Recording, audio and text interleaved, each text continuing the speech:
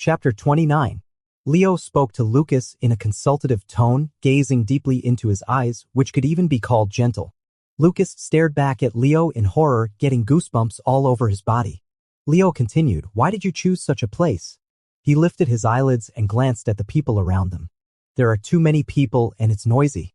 The environment doesn't look good. Were you trying to save money for me?" Lucas didn't know how to respond. From the moment he saw Leo, he lost the ability to think and speak. He just stood there, looking stupid. Thomas was extremely surprised to see Leo. He had privately inquired about Leo's background from Benjamin. He thought that someone of Leo's status was just playing around with Lucas, but he didn't expect this president to show up here. Elizabeth was confused. Who is this person? He seemed very close to Lucas. She had never heard of this person before. Leo also brought 2 bodyguards, so it was obvious that he was not an ordinary person. Those who had surrounded Lucas and wanted to take action immediately felt a bit intimidated. One of them bluffed and asked, "Who are you?" Leo sat there, raised his hand and rested it on the back of Lucas's chair beside him. He said leisurely, asking who I am. He twitched the corner of his lips and said to Lucas, "Tell them what our relationship is." Leo's arm was resting behind Lucas, looking as if he was loosely embracing him. Lucas's face started to burn, but in his heart he was thinking, what about the president's misophobia when he's so close? Oh, so he's wearing gloves. He came prepared. Then it's okay. Regardless of what Lucas was thinking in his heart at this moment, his cheeks were flushed. To others, it looked like he was shy. Everyone instantly had a guess about the relationship between the two. There happened to be someone who didn't understand the situation and shouted loudly, "Why is there another man? How many is this? Last time he was hugging a rich old man." That person was still feeling smug in his heart, thinking that he could expose Lucas and let this handsome man in black in front of him see Lucas's true colors. Leo narrowed his eyes after hearing this and asked Lucas, "Who is the old man? Haven't you always been with me? It's so busy at the end of the year. Do you still have the time to find an old man?" Lucas took a deep breath and gradually regained his ability to speak. Even if he was stupid, he understood that the president had come here specifically to stand up for him. He cooperated and said, "I don't know." He pointed at Thomas and said, "It's this person who is spreading rumors saying that I was arm with a rich old man." Leo looked at Thomas and raised his eyebrows. "I remember you. We met last time. At that time, Lucas was arm with me. So does the rich old man refer to me?" He smiled and asked, "I am quite rich, but am I old?" Only then did everyone present understand. Previously, Thomas said that teacher Benjamin's ex-boyfriend was arm in arm with a rich tycoon. Everyone preconceived that the tycoon was an oily and bald man. Who would have thought he was so handsome and young? The expressions of the group members suddenly became rather interesting. At this time, Thomas stood up and said, "Since it's a misunderstanding, let's just forget it. Let's go." His tone was still pitiful, but it sounded a bit off. The people sitting at the same table with him showed confused looks and didn't listen to him. None of them moved.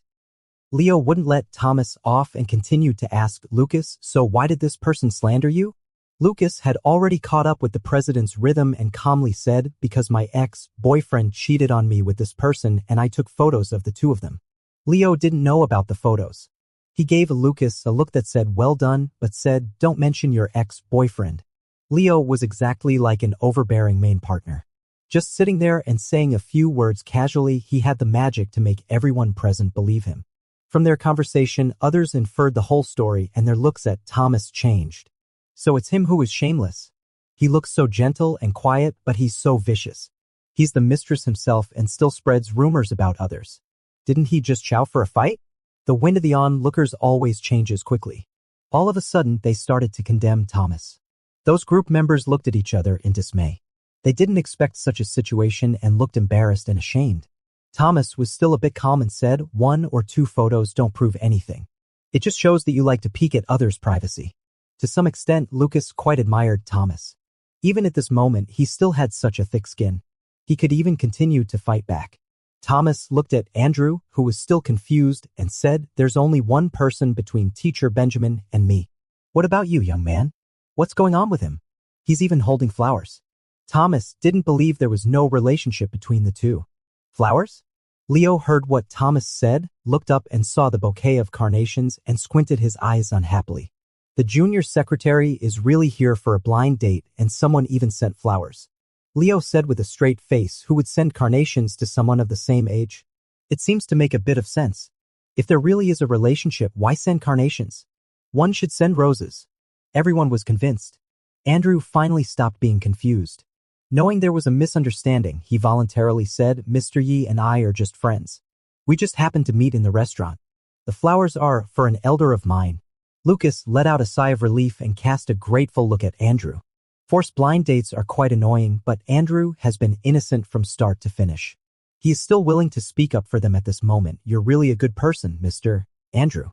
I already said that Lucas came here to have dinner with me. Leo said calmly. Now everyone is certain that Lucas is not at all what Thomas described. Lucas was completely cleared of the false accusations, and then it was time to settle the score. Leo didn't come here to play games with kids. He threatened Thomas and said, I'll sue you for slander and infringement of the right of reputation. Then he called over 2 bodyguards, looked at the others, and said these people were about to take action just now. Hand them over to the police directly. The male group members panicked and said, we were just scaring him. We haven't actually taken action yet. Leo didn't care. Anyway, go to the police station first. I have plenty of bodyguards and assistants. I can keep you company. As he said that, the 2 strong men took a step forward. They were tall and mighty, and it was obvious they could take on 10 opponents. Those people got scared and looked at each other. They also knew that going to the police station wouldn't be a big deal, but who wants to go? They just came to have a meal with Thomas and flatter him. They don't want to get involved in trouble. So someone pointed at Thomas and said, it's not that serious. We were just helping a friend. It was all his idea. Thomas finally couldn't hold it together and his face turned ugly. Leo said, stop talking nonsense. Unless you apologize. The bodyguards blocked the way. For some reason, the restaurant waiters didn't step in to stop them either. The onlookers who loved to watch the fun started to cheer. They should apologize. They almost hit someone earlier. How terrifying. Ganging up on the weak. Shame on them. Just apologizing is already letting them off easy. Those who had been swaggering and surrounding Lucas earlier turned as pale as paper. After weighing the situation, they shuffled up to Lucas and stammered, sorry. Leo said with a straight face, your voices are too soft. Most of these people were about the same age as Thomas. They had just graduated and still had a student-like air about them. Hearing Leo's words, they were like students being scolded by the dean and immediately raised their voices and repeated, sorry. Lucas finally relaxed. Just now in the restaurant, although he appeared calm on the surface, he was actually extremely angry inside. What had he done wrong to be accused and scolded by others? What had he done wrong to be surrounded and threatened? He couldn't show his anger or reveal his grievances. He pretended to be indifferent and must never lose face in front of Thomas. He only lost control of his emotions once when he saw Leo. Now that he had received an apology, his mood completely relaxed. Lucas exhaled a long breath. Leo looked a bit listless. He waved his hand and said, don't stand here and get in the way. Those people quickly packed up their things and prepared to leave. Elizabeth mingled with the crowd and left the restaurant together. Before leaving, she cast a complicated look at Lucas. There was admiration and surprise in that look. All the words were condensed into a cryptic sentence, so you already have a rich and handsome boyfriend. Why didn't you say so earlier? Lucas turned his head and ignored her look. Thomas also wanted to leave, but was stopped by Leo, who shouted, you want to leave without paying the bill? Leo said, moreover, you haven't apologized yet. Do you think you can get away with it? Thomas smiled, thinking Leo was talking nonsense. Why should I apologize? I didn't even lay a hand on anyone. Lucas watched from the side, leaned closer to Leo and said in a voice that only the 2 of them could hear, his father is the president of university in City S. He once deleted the photos I posted. It's not easy to deal with him. Leo raised his eyebrows. Nolan, the eldest son of the Chin family, is the director of the group's R&D center. On weekdays, he has a good relationship with the presidents and deans of these universities and research institutes. Maybe his elder brother has even dined with this kid's father. It's really not easy to deal with. For a moment, Leo didn't say a word. Lucas pursed his lips and looked at Leo with his dark eyes. There was something glinting in his eyes. Leo looked at Lucas. The little secretary usually has the most petty emotions.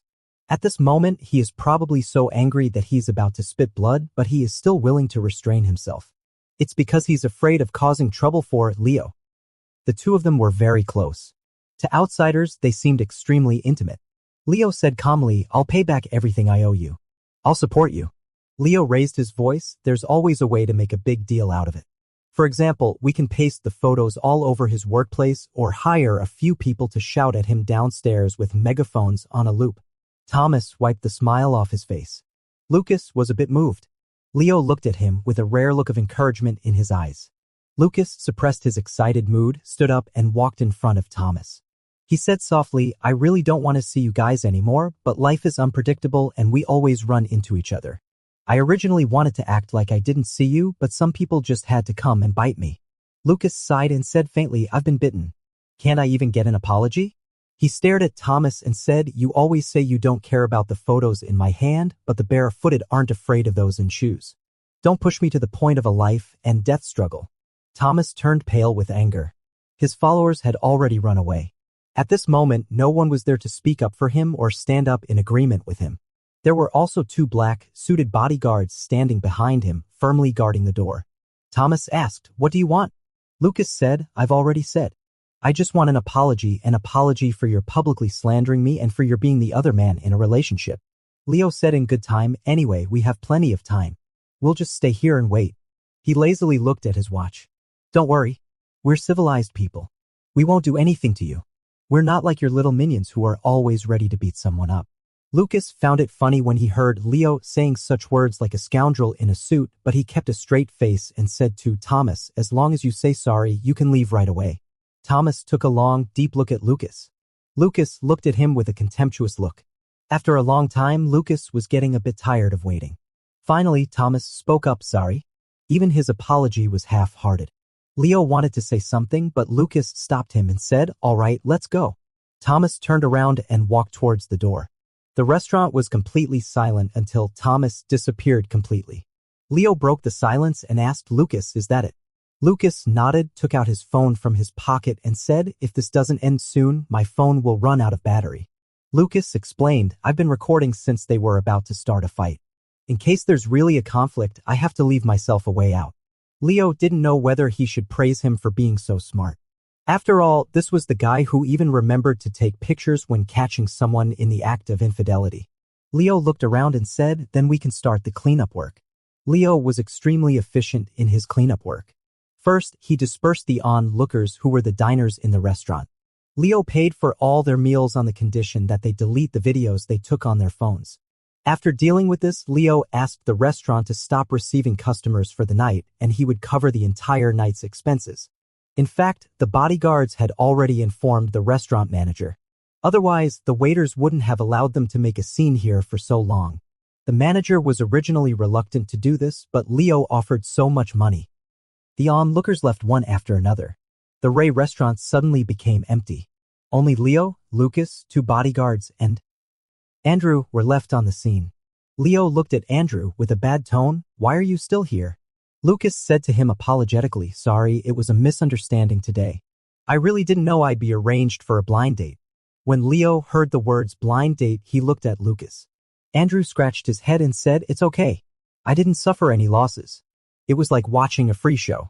It's a pity that Lucas really suits his taste, but his personality is a bit too fiery for him to handle. Besides, he already has a partner. Andrew sincerely said to Lucas, "I wish you happiness. This person's way of thinking is really old-fashioned." Andrew pretended to be cool and tried to turn around and leave, but was stopped by Leo. Leo lifted his chin and signaled with his eyes, "Take the flowers." Andrew touched his nose, picked up the carnations and forget me knots on the nearby table, hugged them in his arms, and left Ray. Now it's really cleared out, only our own people are left. Leo asked the waiter to clean the restaurant. After it was cleaned up, he picked up the menu, glanced at it, and said impatiently, "Why did you choose such a lousy restaurant to eat?" He stood up, took the menu, and ordered the most expensive Wagyu beef in the restaurant for Leo, paired with roasted seaweed and mushrooms, as well as a bowl of borscht. At the same time, he told the kitchen to disinfect the tableware again. The stage has ended. There's no need to act for anyone anymore. They've returned to the relationship between a boss and a subordinate. Lucas served food for Leo personally. Only then did Leo take off his gloves and silently eat. Actually, Lucas also didn't have dinner, but he wasn't hungry at all. He stayed beside Leo. After a while, he said hoarsely, "Mr. Leo, thank you very much today."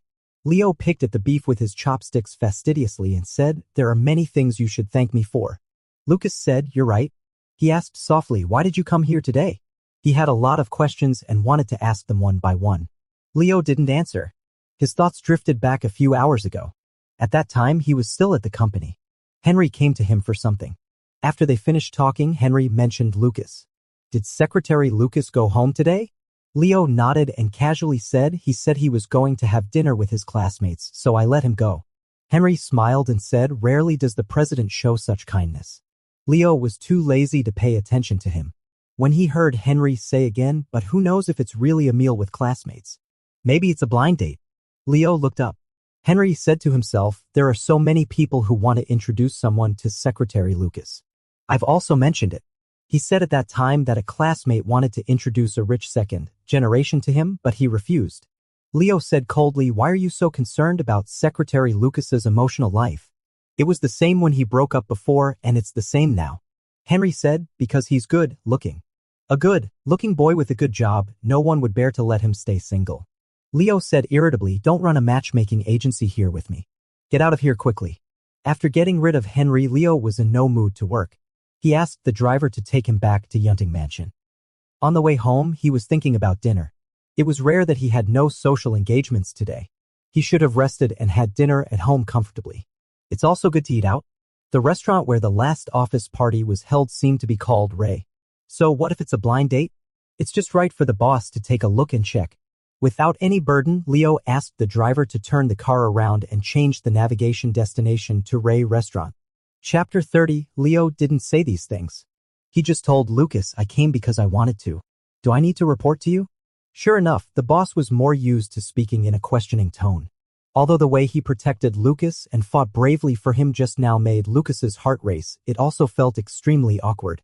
Lucas knew that once Leo didn't want to say something, it was useless to ask. So he changed the question, is it okay to be misunderstood? He still couldn't figure out why Leo had cooperated with him in acting. Didn't Mr. Leo hate being used as a tool the most? He had clearly lost his temper because of this before. Leo glanced at Lucas and said, since we're going to slap someone in the face, it has to be perfect. When he arrived at the restaurant, he saw the young secretary sitting up straight with a serious expression, surrounded by a group of people. There was also a familiar Thomas in the crowd. He immediately guessed what had happened. Of course, one can't use the identity of a superior when dealing a blow. He met Thomas at Caleb's birthday party last time. At that time, Lucas held onto him and Thomas saw it. Thomas thought they were a couple and Leo just went along with the act, which seemed quite natural. But Lucas was still very nervous and said, would this be inappropriate? So many people thought the president was his boyfriend. It was really satisfying to deal a blow, but now that he had calmed down, Lucas wished he could crawl into a crack in a rock. He couldn't bear such a situation. How was he going to face the Miss Universe in the future? Leo looked at Lucas and said, can you be more promising? He stirred the mushrooms, scooped up a spoonful and ate it, then said, I haven't admitted anything. It's true that he never admitted it from beginning to end, but others would misunderstand. Lucas was a bit dejected. It was clearly his own private matter, but he had involved the president. Leo couldn't stand seeing him like this and said, I don't even care. What are you worrying about? Don't care what others think. Anyway, I won't have any more contact with those low-class people. Leo looked at the mushrooms on the plate disdainfully and said, I won't come to such a lousy restaurant again. Lucas, see? Don't let the restaurant manager hear that. Leo didn't take any of those people just now seriously. He endured the trouble to act just to stand up for Lucas. Once the matter was over, it was over. Anyway, he wouldn't have any more contact with them. Only Thomas was a bit more troublesome because of his special status, but Leo didn't take it to heart either. Come on, stop looking so hesitant. Weren't you quite imposing just now? Leo said. Lucas looked at the president meaningfully and said, wasn't it because you were backing me up just now? Leo snorted and said, haven't I always been backing you up? Your income is higher than all the people here. Isn't it all paid by me? Lucas was rendered speechless by Leo's fallacy. As expected of a capitalist, he couldn't talk for 3 sentences without mentioning money. Earning so much money but still being bullied. Like every capitalist, Leo thought his subordinate's salary was too high. Tell me, what exactly happened today? Didn't you say you were having dinner with an old classmate? Although he could guess most of it, he still wanted to hear it from the person involved. So Lucas briefly told what had happened today. But he hid the fact that Elizabeth was an undercover agent. He just said that the old classmate had originally invited him to dinner but had privately arranged a blind date. Leo ignored the trivial details of running into Thomas and directly grasped the key point. A blind date? That guy who gave carnations. His tone was full of disdain. I advise you to find someone else. That one won't do. Lucas couldn't help but speak up for Andrew. What do you mean he won't do? He's quite nice. He was inexplicably involved but still willing to cooperate. Leo retorted. You think it's okay to give carnations as a gift? Lucas blushed a little and said, It shows that he's honest and romantic. Leo got into an argument with Lucas about his blind date partner and said, Honesty is the most useless quality in modern society. As for romance, he said sarcastically, Do you call a $5 flower romantic? At least you should fill the trunk with imported Statue of Liberty red roses. Lucas thought to himself that the CEO was really a nitpicker. He even had to argue about this. There's no one who gives red roses on the first blind date. Leo was well informed and wealthy. Lucas couldn't win the argument and fell silent. Seeing that Lucas didn't say a word, Leo said, Are you really that eager to find a boyfriend? You look like an eggplant beaten by frost after the failed blind date. He took a deep breath and said, No, I have such a poor eye for people. I won't look for one for a while. Benjamin and Thomas had given him a psychological shadow. He had no intention of falling in love for the time being. Normally, ordinary people would comfort Lucas following his words. But Leo was not an ordinary person. He said, It's good not to look. Just focus on your work. Making money is the most important thing. When he was drunk last time, Leo said that losing money was more painful than losing a lover. At that time, Lucas was drunk and didn't notice anything wrong. Now that he was completely sober, he realized that Leo was just spouting nonsense. So he had a bold guess and stared directly at Leo. Leo didn't want to eat anymore after having a few pieces of beef. He was boredly tearing the seaweed with chopsticks. The usually bustling restaurant was now empty. Only the two of them were sitting in the middle. It was rare to have such a leisurely moment during the busy end of the year. Leo wasn't in a hurry to go back. It was nice to chat with his junior secretary. Just say what you want to say directly, Leo ordered. Maybe it was because Lucas was feeling smug after just winning a battle. Or maybe the CEO was so approachable tonight that Lucas forgot his place. Lucas observed Leo's expression and asked carefully, Mr. Leo, have you never been in a relationship? You're asking for trouble. Lucas' guess was well-founded. Leo has such a serious case of misophobia that he's never been seen getting close to anyone. At his age, he doesn't even have a single bit of gossip. Coupled with the fact that he compares losing money to breaking up, which is so childish and ridiculous, it's obvious that he's never experienced the feeling of a broken heart. Leo is even worse than him, a virgin who's only had one failed relationship. He must never have had a proper relationship with anyone. Finally, there's something he can outdo the president in. On the one hand, Lucas is a bit afraid that Leo will fly into a rage from embarrassment, and on the other hand, he's secretly happy. If looks could kill, Lucas would have been killed countless times by Leo's dagger, like looks. Leo squinted his eyes and said in a menacing tone, Why should I account for my private life to you? He tore the seaweed into pieces unhappily and said coldly, This restaurant is really lousy. Lucas knew that the president wouldn't respond to such a question directly. He really had a lot of nerve just now. He didn't dare to say much, but just looked at the remaining dishes on the table and asked, Mr. Leo, aren't you going to eat anymore? Leo said, I can't eat with you annoying me beside me. As he was talking, Lucas began to feel a bit scared. The president is well known for taking revenge through official channels. There won't be a pile of documents waiting for him tomorrow, will there? Lucas silently took over the untouched bowl of borscht and said, Since you're not going to eat it, I will. He wasn't hungry just now because Thomas had taken away his appetite. Now, after chatting with the president for a while and relaxing, he's really hungry. Leo stared at him and asked, Haven't you eaten yet? Lucas nodded and said, No, I haven't. He simply didn't have time to order food before being caught off guard by Thomas' series of actions. He didn't even order food for you during the blind date, yet you still missed that carnation guy. Lucas was speechless. He didn't want to discuss Andrew with the president. He picked up the clean tableware beside him, scooped up a spoonful of soup with a spoon and put it into his mouth. Leo looked at him in disbelief and said, "That's my soup." Lucas said naturally, "But you're not going to eat it, are you?" Leo gave him that look again, as if he were looking at an alien. Lucas thought for a while and then understood. "You have mysophobia, but I don't." He said with a smile, "I don't mind." Leo's look changed to one that seemed to say, "You'll be dead if you dare to mind." He slowly put on his gloves again. The black leather wrapped around his slender fingers, exuding an ascetic and domineering beauty. Leo picked up the menu and ordered a few more dishes. Lucas realized what he was doing and quickly said, "No need, Mr. Leo. I'll just drink the soup to fill my stomach a bit." Leo ignored his obstruction and said, "I've rented out this place for tonight and paid the money. It would be a waste not to order." Lucas didn't dare to let the president serve him. He went to talk to the waiter himself, added 2 more dishes, and by the way, thought of the 2 bodyguards. He also ordered 2 sets of meals for them and included the driver waiting outside. He asked the waiter to send the meals over.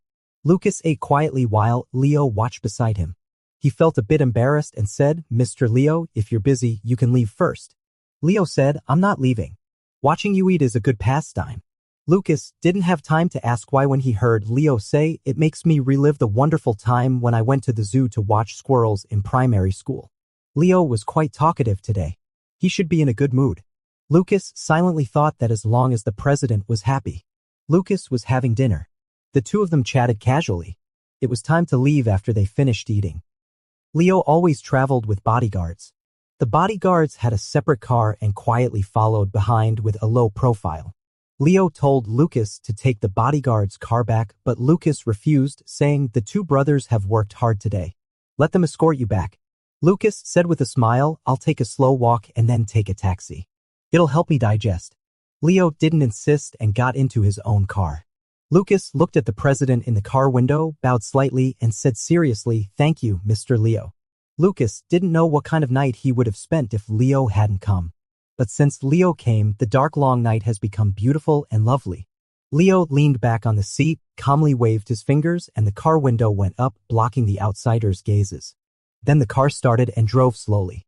Lucas watched the 2 cars leave one after another before slowly going home.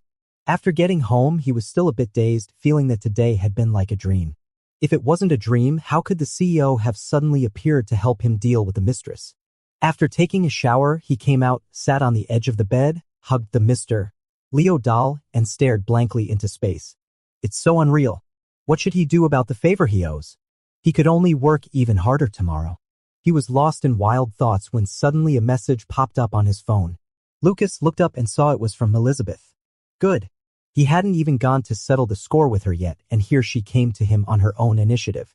Lucas picked up the phone, clicked into the chat interface, and saw Elizabeth bombarding him with messages. I found out about your guy on Baidu. He's so handsome and rich. Why didn't you tell me you had such an amazing boyfriend hidden away? You should have told me earlier. If you had, I wouldn't have caused so much trouble." It was fine not to mention it, but once it was brought up, Lucas got angry. He didn't reply to Elizabeth right away but sank into deep thought. Elizabeth was warm-hearted, but she didn't think things through when doing things. It was out of good intentions that she offered to help, but he had to bear the consequences of the negative aspects of her personality. Lucas thought about it and still hoped to continue being friends with Elizabeth, but that didn't mean he wasn't angry. So Lucas made a voice call. Elizabeth answered, and before she could say a word, Lucas launched into a tirade of complaints. Elizabeth felt embarrassed after listening and finally stammered, "Sorry. I was just too impatient. I really wanted you to start dating," and slapped Thomas in the face. Lucas took a deep breath. Slap in the face? He'd almost been beaten up by the people Thomas brought today. "You also need to apologize to Mr. Andrew. Don't be so impulsive next time and don't act on your own." Elizabeth only then realized how much trouble she'd caused and said, "Sorry. I really didn't think that much about it. This time it wasn't just me and Mr. Andrew. You almost got yourself into trouble too. What if you'd been exposed as knowing me and Thomas held a grudge against you? He's the most petty person." Speaking of this, Elizabeth's heart was still pounding. "When I saw them in the restaurant just now, my heart was about to jump out. Fortunately, I have excellent acting skills and managed to get away with it." Lucas asked, "Are you still in that group? What's the situation now?" Elizabeth got excited and told Lucas exactly what happened later. Elizabeth followed those group members out of the restaurant. Some people kept scolding about their bad luck and left on the spot. The remaining few people waited on when they saw Thomas didn't come out. Elizabeth didn't leave either in order to watch the show. After a while, Thomas staggered over, looking very pale. The remaining people were all Thomas's close friends. They rushed to surround him in a hurry. But Thomas was in a really bad mood and they started arguing after talking for a while. Elizabeth was afraid of being involved in their fight, so she went straight home. As soon as she got back, she found that there was also a quarrel in the group. After all, not everyone unconditionally stands by Thomas. Those who don't need to rely on Thomas and dislike the behavior of the mistress directly exposed what happened today in the group. I used to regard you as a friend, but you stole someone else's man and used us as guns. It's really too much. Yes, we've lost all our face. It makes us look like mindless fools. What a vicious white lotus. I even genuinely regarded you as a friend. Young people are easily deceived and turn against others just as quickly. They didn't give Thomas any face at all and said some really harsh words. During this period, Thomas didn't say a word. Then those few people left the group. Then people left the group one after another. In the end, there were only a few members left in the group. Anyway, the group is now dead and no one is talking. Should I leave the group? Elizabeth couldn't make up her mind. Lucas thought for a moment and said, "You better not leave. Keep an eye on Thomas's movements all the time. It's not just to report to me, but you should also stay away from him. Don't deal with him anymore. You saw for yourself today that he's not easy to mess with." Elizabeth, "Oh, I understand." Lucas said seriously to Elizabeth, "I really don't care about those two people anymore. It's all over now. I don't want them to disrupt my life." Elizabeth agreed, "That's right. You've already slapped them in the face hard. A winner doesn't need to care about the losers."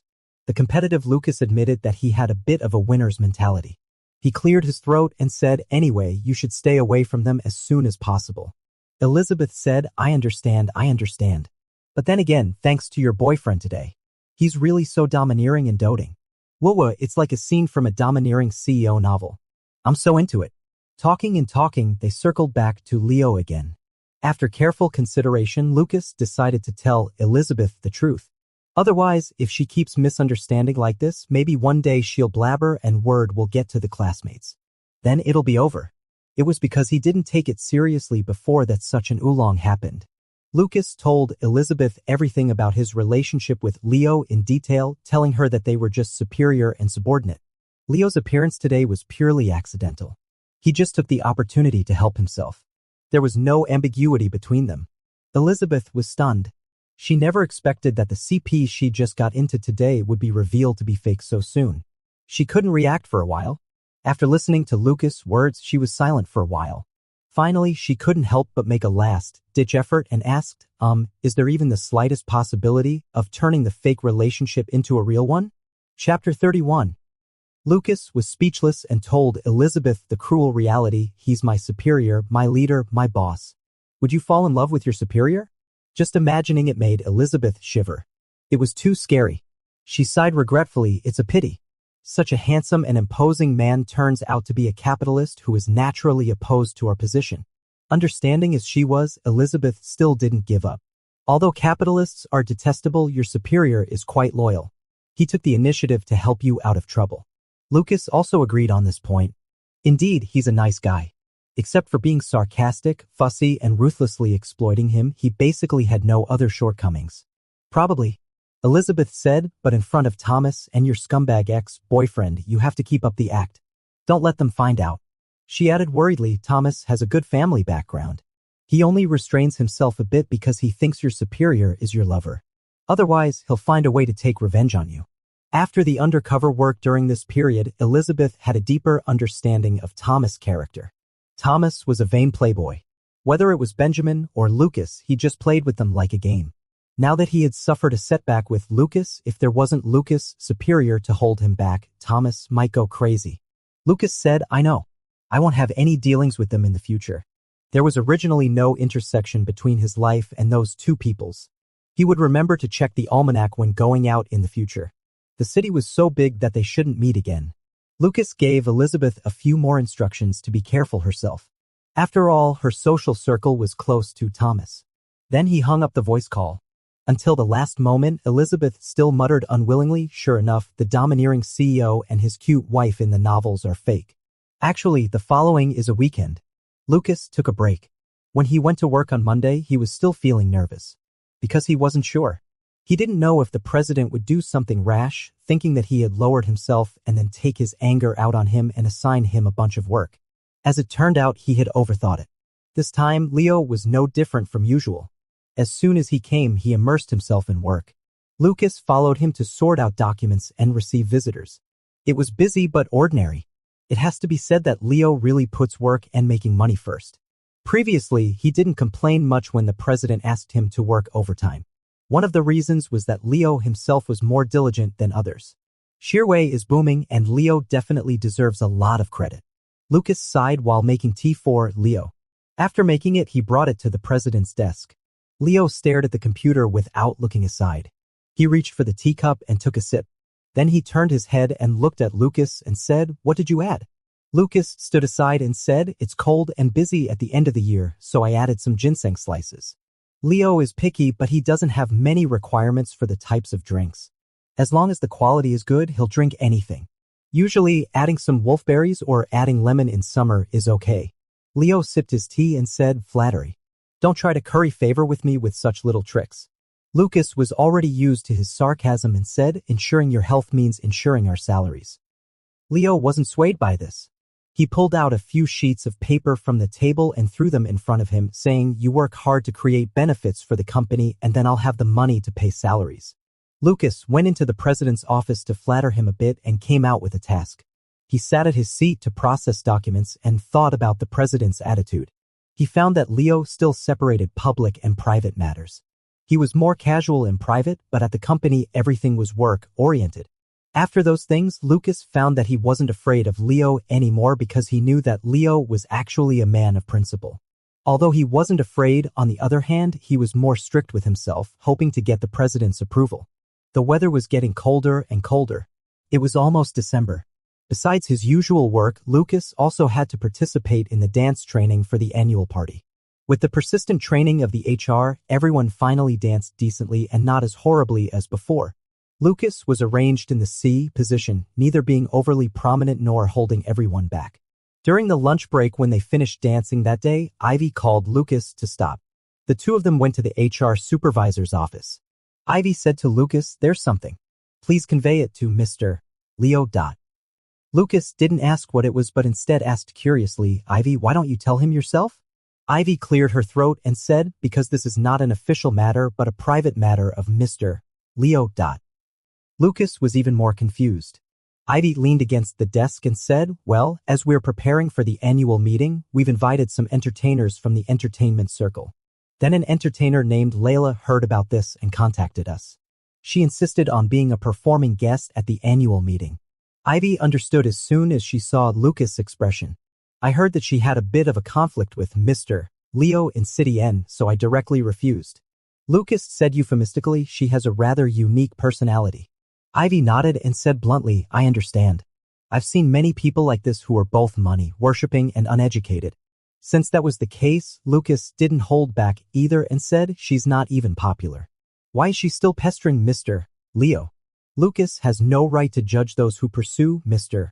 Leo, but if the future president's wife is not a Miss Universe, he will feel disappointed. Ivy said, "It seems that she recently participated in a variety show and her popularity is okay. Anyway, I've already refused. Just let Mr. Leo know. If by any chance Mr. Leo's taste has changed, I'll go and invite her back." It's impossible to invite her back. Lucas nodded and agreed to handle this matter. Ivy looked at him, hesitating to speak. Lucas looked at the senior with an encouraging look in his eyes. Finally, Ivy said, "You know, it's the end of the year now. And then, the peak season for urging people to get married has arrived." Ivy told Lucas, "As an experienced person, you should have also heard about the Chin family. The two sons of the chairman are not married yet. Seeing that they are getting older, they will naturally be urged to get married." She looked at Lucas sympathetically and said, "It was okay when I was a secretary before. Now that Mr. Leo is 30, there will surely be a steady stream of people trying to get close to Mr. Leo before the Chinese New Year." Lucas didn't understand. What does this have to do with us? Does the secretary also have to be responsible for getting the president married earlier? Ivy looked at Lucas with a kind look in her eyes and said, "Silly boy, the back.And group is a family-owned enterprise. There are intricate connections among the leadership. Marriage is also one of them. Do you think Mr. Leo can avoid it just by staying in the company?" Lucas looked dull, and Ivy patted him on the shoulder and said, "Help Mr. Leo out when the time comes." Lucas once again thought that being a secretary was really not an easy job. He had told Leo that he didn't want to get involved in the president's private affairs, but unexpectedly he couldn't completely draw a clear line. Ivy continued, "For example, this Layla. I heard that she has a friendship with Mr. Leo's mother. She was once taught a lesson by Mr. Leo, but she still keeps coming back persistently. Maybe someone has given her tacit permission." Lucas understood. The position of the president's spouse has an impact on the company, so it's hard to guarantee that no one will have their eyes on it. At this time, the secretary should firmly stand by the president's side. "I understand. Thank you for your advice, Ivy. Lucas smiled at Ivy. After talking about Layla, Ivy remembered another thing. She asked Lucas to stand up and said, "Dance for me." "Lucas, didn't I dance during the rehearsal just now?" Ivy stroked her chin and said, "I always feel something is strange. Dance for me again. I attach great importance to this program. Everyone attaches great importance to it as it is to bring benefits to the company's female employees." Lucas had no choice but to casually do a few dance moves in Ivy's office. Ivy stared at him and said, "Tell me honestly, can you dance or not?" Lucas was even more helpless and said, "I've never said that I can." Later, Lucas went back and told Leo about Layla. Leo praised Ivy for doing a good job and said that he would handle such things by himself in the future and not to bother him with them. The situation that Ivy had reminded Lucas of soon arrived. One day, Lucas received a notice from the receptionist on the first floor and was almost scared out of his wits. "Secretary Lucas, Ms. Elena has taken the president's private elevator and is going upstairs directly." Lucas didn't react at first and asked, "Who?" "Ms. Elena, Mr. Leo's mother. She will arrive at the president's office in about a minute."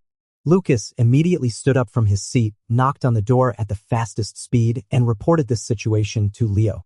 Leo was stunned for a moment after hearing this and then cursed in a low voice.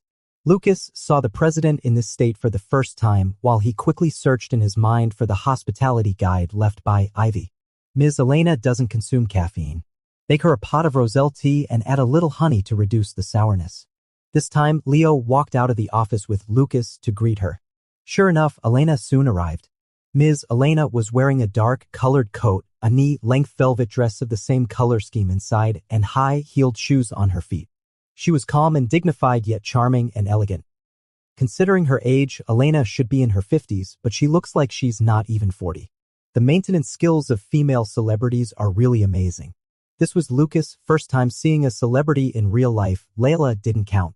The person he had seen on TV before was now standing right in front of him. He felt a little excited just thinking about it, especially since this person was the president's mother. Leo stood at the door. When he saw Elena, his expression remained unchanged and he said, "Why did you come to the company at this time?" Elena ignored her son. Instead, she turned her head, looked at Lucas beside her, and said with a smile, "You must be Lucas, Leo's new secretary." Lucas had been Leo's secretary for almost half a year, so he wasn't really new. But it was the first time the president's mother had met him. Lucas respectfully greeted her, "Hello, madam." "Yes, my name is Lucas. Elena smiled and said, "I've heard about you from Layla. Lucas felt a pang in his heart. He wondered what good things Layla could have said about him. Elena leaned over, carefully looked at Lucas' face and exclaimed, "You really are good looking. Lucas, are you interested in a career in the entertainment industry?" Leo interrupted with a straight face, "Don't try to poach my secretary as soon as you come. Come in and talk about whatever you have to say." After saying that, he took the lead and walked into the office. Elena smiled at Lucas and followed her son in. The two sat down on the sofa. Lucas made roselle tea for Elena. Elena held the glass and her delicate fingernails complemented the rose color of the roselle. She looked as beautiful as a painting from any angle. Lucas sighed in his heart. Is this what a celebrity is like? A simple action can make a great photo. After Lucas finished serving the tea and was about to leave, unexpectedly, this time Leo followed him all the way to the door. After Lucas walked out of the office, Leo closed the door himself. At the moment the door closed, he lowered his voice and said to Lucas, "Come to me for very important work in half an hour." Before Lucas could understand what he meant, Leo changed his words, make it 20 minutes. Leo closed the door and went to chat with his mother. Lucas returned to his seat, set an alarm to start timing, and would knock on the door to rescue the president in 20 minutes. What was the purpose of Elena suddenly showing up today? Could it really be the same as what Ivy said, to urge Leo to get married? Lucas had heard some things about the Chin family. Elena was actually not Alexander's first wife. Leo had an older brother named Nolan who was his half-brother. Currently, he worked at the group's R&D center. As Ivy said, the conflicts of interest and complex relationships in it were probably very complicated. Whether in novels or TV dramas, the stories of wealthy families are always full of melodrama. It's not easy for the president to manage the company while dealing with family matters. Lucas obediently sat in front of the president's office and quietly followed his boss's arrangement. Inside the office, as soon as the outsiders left, Elena put away the smile on her face, looked at Leo pitifully and said, "Look at you, you haven't come to see me for months." Leo was not moved and said, "You've been busy filming. Where could I find you?" Elena said, "I'm already this old. There aren't many filming opportunities for me." It would have been better not to mention it. Once it was mentioned, Leo had something to say. "Didn't you get a filming opportunity by using me?" Elena sighed. "Don't put it so harshly. The opportunity just came to me. I could film and introduce a girlfriend to you at the same time. I thought it was a win-win situation, so I agreed." But Leo wouldn't listen. "You received the bill, right? Do you want such a prodigal daughter-in-law?" Elena raised her hand and calmly stroked her delicate hair, saying, "I transferred it to Layla's uncle. He reimbursed me." Leo sneered disdainfully. He knew that Elena would never suffer a loss. Elena simply stopped pretending and pleaded earnestly, "I know Layla has a bad character, and I didn't expect you to have much to do with her, but I just wanted to give you a push. You're already 30 and have never brought a girlfriend home. I'm worried." Leo said, "Nolan is already 35. If he's not in a hurry, why should I be?" Elena placed the glass in her hand heavily on the coffee table in front of her, frowned and said, "Don't compare the good things but only the bad ones. Don't mention him." Seeing that Elena was getting anxious, Leo instead calmed down and said calmly, "What? Aren't you just hoping that I'll have a child before him?" Elena slapped the coffee table and shouted angrily, "Ungrateful son, you make your mother sound so snobbish. I'm doing this for your own good. After all, I gave birth to you looking so decent. When you were a child, I was constantly on tenterhooks for fear that you would fall in love early. I prepared 10 million yuan, planning to do like in the script and slap the money into the hands of your early love partner to make her break up with you. Unexpectedly, you didn't give me the slightest chance to play the role of the one who breaks up young lovers." Leo gave his mother a deep look and said, "You should switch to being a cross-talk performer." Elena took a deep breath and said, "Let's not talk about Nolan. It's almost Chinese New Year. Which young person doesn't go home with their partner?" Leo said, "If you keep nagging, I won't go home for the new year." Elena knew that her son would do what he said. She changed her approach and said, "What kind of girl do you like exactly? Mom will keep an eye out for you." Leo kept silent. Elena suddenly thought of something and her face changed slightly. "Layla said that the secretary beside you is a vixen." She carefully observed Leo's expression. "Do you like that type?" Leo frowned and said, "You even believe the words of such an uneducated person." He clarified for Lucas. "Secretary Lucas is dedicated to working for me." Elena breathed a sigh of relief. "You scared me. If you liked him, I'd have to take out the 10 million yuan that's been sealed away for a long time and slap it into his hands." Leo said expressionlessly, "There's inflation. 10 million yuan isn't enough anymore." Chapter 32. Elena was taken aback and said, "Is the cost of separating lovers so high now?" Leo said with a straight face, "In your entertainment industry, tax evasion is calculated in billions. 10 million is just like giving alms to a beggar." Elena said dejectedly, "I'm old. I can't keep up with the times." She also knew that these were all jokes, but she couldn't help but say, Anyway, you should take this matter to heart. Just focusing on your career is useless. In the end, you won't even have a confidant by your side. Leo looked listless and said, I know what I'm doing. Elena adjusted her sitting posture and said earnestly, I know you can't accept an intimate relationship with others, but if you don't try, how will you know? Maybe there's someone out there who can care about you unconditionally, accept everything about you, and you'll also be willing to take care of her and be with her. The scenario described by Ms. Elena made Leo uncomfortable. He didn't like others invading his space. Elena looked at Leo's frowning brows and said cautiously, How about going to see a psychiatrist again? Leo raised his eyes and stared directly at his mother. His look was terrifying. Elena changed the topic. Your company is going to hold an annual meeting, right? I heard that many celebrities have been invited. Why didn't you reserve a seat for me? Suppressing the annoyance and hostility deep in his heart, Leo said calmly, I'll let you be the prize-drawing guest. That's more like it. Elena knew her son well. Since she had said what she needed to say, she knew that saying more would only backfire. She stood up and said, Don't wait until the Chinese New Year to go home. Come back often when you're free. She couldn't help adding one more sentence. Nolan comes back more frequently than you. Got it. Leo replied perfunctorily. Lucas was still waiting for the alarm to ring.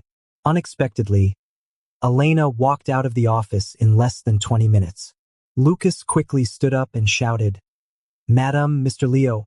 Elena looked at him with a beaming smile and said, Every secretary Leo hires is so smart. I'm leaving first. Help Leo well at work. Lucas nodded. Of course. Elena turned back to Leo and said, Don't exploit your subordinates too much. Lucas thought that Ms. Elena was really kind. After holding it in for a long time, he finally managed to say, I'm looking forward to your new work, madam. Looking at his eager eyes, Elena asked knowingly, Do you need an autograph? Lucas' eyes lit up and he stammered, Can I take a photo with you? Lucas not only took a photo with the famous actress whose movies he had watched since childhood, but also got her autograph. He was thinking that he could show off to his mother when he went back to his hometown for the Chinese New Year. After all, his mother was also a fan of Elena. Elena took out a pair of sunglasses, put them on, and walked away gracefully in her high heels. Lucas watched Ms. Elena leave with starstruck eyes. Just then, the alarm he set rang. Lucas turned off the alarm clock and heard Leo say, Buy a bag from Elena and send it over. Lucas took the order and said, Okay, Mr. Leo. He is now quite familiar with ordering luxury goods. He really wanted to ask the president what it felt like to have a celebrity mother. When Elena was young, she was a national actress and was extremely popular and well known to everyone. Of course, when Elena was at the peak of her popularity, Lucas hadn't been born yet. But his mother was a fan of Elena, so he watched a lot of Ms. Elena's movies under his mother's influence since childhood. Leo seemed to see through his thoughts and said quietly while standing beside. At the parents' meeting, other parents also surrounded him. Elena like you asking for autographs, and no one was seriously attending the meeting. It seems that the president had a tough time since childhood. The weather is getting colder and colder. The annual meeting of Shearway Technology is scheduled for December 30th. Lucas goes to the HR activity room to practice dancing whenever he is free. Leo saw him struggling to go for rehearsal even during his lunch break several times and asked lazily, How's your performance going? Lucas answered conservatively and cautiously, Everyone has made great progress. It should be okay. One should learn after doing the radio gymnastics several times. Those handsome guys are just not good at dancing. They are not that uncoordinated. After so many practices, they can dance the whole routine smoothly. Leo nodded and said, I'm looking forward to it. Lucas felt a bit nervous because of the president's attitude and said, Well, don't have too high expectations. Leo glanced at Lucas and asked, Is it that embarrassing?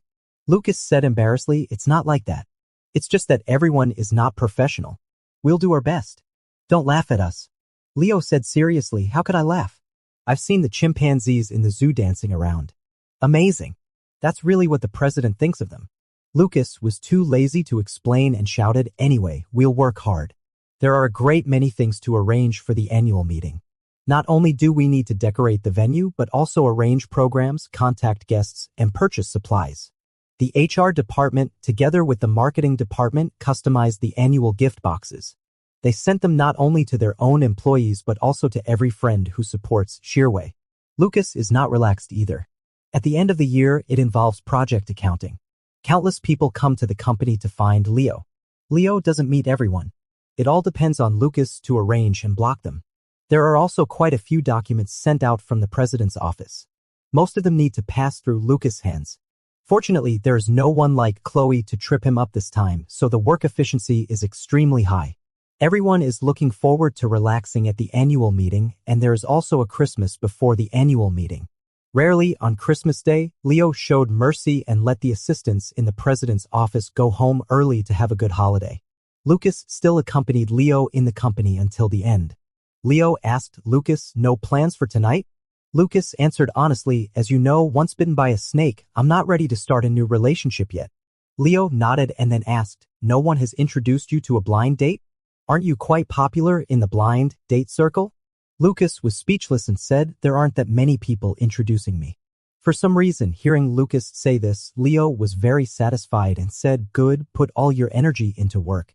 Although both of them were single, Leo still didn't let Lucas work overtime today. Lucas accompanied the president all the way to the garage. There were almost no cars in the garage. Everyone had gone to celebrate Christmas Eve, so it seemed a bit deserted all around. The December night was extremely cool. Lucas opened the car door for Leo and Leo got in the car. Lucas didn't close the car door immediately but just stood there silently. Leo lifted his eyelids and stared at him. Lucas hesitated for a moment. Somehow he took out an apple, held it in his palm, and presented it in front of Leo, saying, Mr. Leo, Happy Christmas Eve.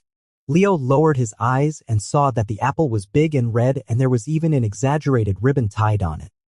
Lucas was a bit nervous and said, I'm not flattering or currying favor with you.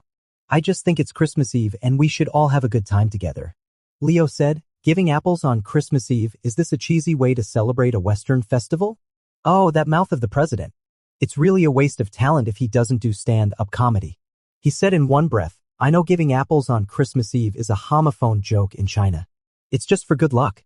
It is said that now people abroad are also learning from us and eating apples on Christmas Eve. It's so glorious to have a reverse cultural influence. After Lucas finished speaking, he looked at Leo eagerly. Leo paused for a moment, then took the apple from his fair hand. Lucas immediately showed a bright smile and said again, Happy Christmas Eve, Mr. Leo. Leo responded with an same to you. Seeing that Leo had accepted his gift, whether he would eat it or not, Lucas felt his goodwill had reached. He was about to close the car door for Leo. However, Leo stopped him and sat in the car looking at him. Do you want to have dinner together? Anyway, we're both single. Let's spend Christmas Eve together. Lucas smiled and looked at Leo with a questioning look in his eyes, waiting for him to finish his sentence. Leo looked into his bright eyes and swallowed the second half of the sentence. He said, it's okay. Go back and rest early. Lucas closed the car door and said, goodbye, Mr. Leo. Then he watched the president's car drive away. Leo sat in the moving car, looking at the night view with twinkling neon lights, holding the red apple in his hand. To create an atmosphere, all the city landscape lights were turned on Christmas Eve, making the city look gorgeous and charming. Leo played with the apple and thought he must be crazy to want to have dinner with his subordinate to spend Christmas Eve. He lowered his head, tore off the ribbon on the apple, and pursed his lips. A few days after Christmas is the annual meeting of Shearway Technology. After a hard, working year, the year-end grand event is both a celebration and a reward. The annual meeting was held in the hall of a hotel. A professional designer was invited to decorate the venue. There was a stage in the middle, surrounded by seats, and there were buffet meals around. The whole hall was decorated in golden and red tones, looking magnificent. Ribbons were hanging everywhere, creating a rather festive atmosphere. Leo dressed more meticulously today, looking imposing. Lucas didn't dare to be negligent either and put on a new suit. Leo squinted at Lucas, who looked quite presentable, and asked, are you going to perform on stage in this outfit? Lucas replied, of course not. I'll change into the performance costume later. There are also performance costumes. It's quite formal. Leo encouraged him, don't be nervous. Your level is there. Being nervous won't help. He could tell that the president just wanted to watch them make a fool of themselves for fun. Actually, most of the colleagues have the same mentality. Otherwise, HR wouldn't have gathered them to perform. When Lucas accompanied Leo into the venue, he carefully checked his lottery number. He also asked Leo, Mr. Leo, don't you want to try your luck? The prizes this year are quite generous and there are many winners. I wonder if I can win a mobile phone. Leo sneered, I can buy whatever I want myself. Damn rich people. At today's annual meeting, the group chairman and his wife also came. After the chairman, Alexander, took the stage to praise Shearway technology, he left the scene, leaving only Elena as the award-presenting guest. The atmosphere of the annual meeting was very lively. The performances by the invited artists were wonderful, and everyone looked very happy. As the company president, Leo is always very busy on such occasions. People kept coming over with champagne to talk to him. He took Henry to deal with them one by one. Lucas stood beside the two of them, helping with tasks like serving tea and water. But there are always uninvited guests. Unexpectedly, Carter also came today. He plopped down beside Leo and said, Nephew, you're really putting on a big show. Leo frowned. He didn't like Carter trying to get close as a relative and said, Mr. Carter, we're not really family. Carter pointed at Elena, sitting on the other side, and said, Why not? Your mother has to be polite to me. If it weren't for me persuading your father back then, your mother wouldn't have been able to marry into the Chin family. Leo darkened his face, turned to look at Carter and said, Then I should really thank Mr. Carter. If Mr. Carter hadn't spent so many years worming his way into our family, I wouldn't have been born. This remark was funny but pointed out Carter's subordinate status. Carter's face changed slightly. He held back his anger and said, You're making such a high-profile annual meeting. Aren't you afraid of the auditors coming to check on you? Leo curled his lips and said, The accounts of Shearway are transparent. All the income is clearly shown. You're welcome to check. As for Mr. Carter, he changed the subject. I heard that Sherexian has closed many offices. Is it because you don't have enough money for the annual meeting? So you're selling office furniture to raise funds. Sherexian, of course, didn't close the offices because of the annual meeting. Carter's face turned completely black. He said hatefully, You brat. You've made more money this year, but it won't necessarily be the same next year. You're so arrogant. Sooner or later, you'll have a downfall. After leaving this harsh remark, he stood up and left. Lucas had listened to the whole conversation. He thought to himself that Carter always lost to Leo in an argument. Why did he always rush up to get scolded? After Carter left, Leo didn't show a victor's attitude. Instead, he frowned tightly and looked serious. Henry leaned over and said, Mr. Leo, Lao Wang has been very active recently. He always comes to provoke. Leo didn't underestimate the enemy even though he won the argument. He can never hold his tongue. There must be some big move up his sleeve. Before, Leo always refused to relax. Henry thought the president was just being overcautious, but now he somewhat believed it. The most important thing at the beginning of next year is the contract with Suxiang. Carter won't really cause any trouble, will he? Leo looked solemn and said, We'll find out when the time comes. Just then, Lucas interjected in good time. Mr. Leo, Assistant Henry, I'll leave for a while. Leo and Henry both turned their heads and stared at him. Henry grinned and said, Are you going to perform? Lucas blushed a little and said, Yes, I need to change clothes and get ready. Henry said happily, Come on, Secretary Lucas. Make our president's office look good. Lucas was afraid that Henry would be disappointed later, so he quickly gave a pre-warning. It's just an amateur level. I'm just joining in the fun. Saying that, he started to walk out. Leo took a last look at him and said, Come on. Lucas smiled at the president. After Lucas left, the performance on the stage continued. The show was wonderful, but both of them were distracted. Henry asked from time to time, Why hasn't Secretary Lucas come on yet? Leo just stared at the stage without saying a word. Actually, I wanted to participate too. I heard that all the people in that show are handsome guys. Those who don't look good enough won't be accepted. I went to Ivy to recommend myself, but she thought I was too old. Henry kept chattering beside him. Leo said impatiently, "Shut up. It's starting." Sure enough, the men in black suits took the stage and lined up in 2 rows. They lowered their heads and got into position. Each of them had a slender waist, broad shoulders, and long legs. Wrapped in well-tailored suits, just standing there they looked like a painting. They looked like models. The music started. The people on the stage looked up at the same time, showing their handsome faces, which triggered applause from the whole audience. The people on the stage moved to the music. Their movements were in perfect unison. They raised their hands and kicked their legs. Then the steps changed and the formation shifted. All one could see were the long legs in the dress pants. The female employees present were stunned. At first, they were too shy, but later, when they saw the long, slender fingers protruding from the suits, the flat and firm chests, and the pairs of leather shoes that seemed to be stepping on their hearts, they couldn't hold back anymore. They laughed and screamed at the same time. The performers were from various departments. Many people cheered for their own colleagues. Coordinating with the booing and screams, the atmosphere at the scene was extremely enthusiastic. "Damn, that's amazing." Henry stared with his eyes wide open, stunned. If he liked men, he would have wanted to abduct one right then and there. As he watched, he felt something was off. Where's Secretary Lucas? I don't see him. Each person on the stage was an outstandingly handsome man in the company. Their looks were impeccable. The people in the president's office were close to the stage and could clearly see each handsome face, but Lucas was not among them. Leo looked at the stage without saying a word. Just then, the music on the stage stopped temporarily. The men held the same pose as if wild beasts were taking a nap. The lights in the whole venue dimmed and everything was in hibernation.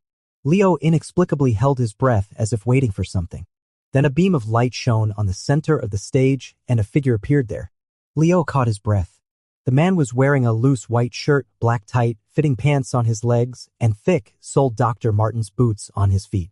If the men just now were in suits, showing abstinence, then he was unruly and flamboyant. He wore dazzling ornaments on his neck and wrists and even had silver earrings on his ears. The most brilliant stars seemed to inhabit his body. The music started again and the people on the stage began to move.